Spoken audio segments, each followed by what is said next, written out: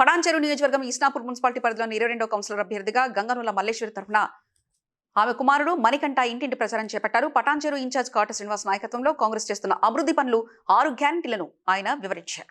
Congress party ఈ ఇస్నాపూర్ మున్సిపాలిటీలో 22వ వార్డులో మా మమ్మీకి టికెట్ ఇచ్చినందుకు ఫస్ట్ ఆల్ కాంగ్రెస్ పార్టీకి ధన్యవాదాలు తెలుపుతున్నా. ఓటర్ మహాశయులందరూ కాంగ్రెస్ పార్టీకి ఓటేసి అత్యధిక మెజారిటీతో మా మమ్మీని గంగనూల మల్లేశ్వరిని గెలిపించాలని కోరుతున్నా.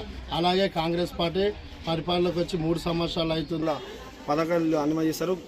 మీరు చేకూర్తుపై ఓటేసి మన భారీ మెజారిటీతోని మన గంగనూల మల్లేశ్వరి అక్కని గెలిపేయాలని కోరుకుంటున్నాము. యూత్ మన అన్నారు మన ఉన్నారు ఏమున్నా ముంగడుండి సేవా కార్యక్రమాలు మస్తు చేస్తారు. ఇప్పటికి ఎన్నో ఉన్నాయి. మీరు అందరు గెలిపేయాలని కోరుతున్నాను. ఈ ఇన్ఛార్జ్ అయిన మన అసెంబ్లీ కాటసీన అన్న గారికి శుభాకాంక్షలు తెలుపుతూ, మరి మన గడ్డం శ్రీశైలం అన్న గారికి కూడా శుభాకాంక్షలు తెలుపుతూ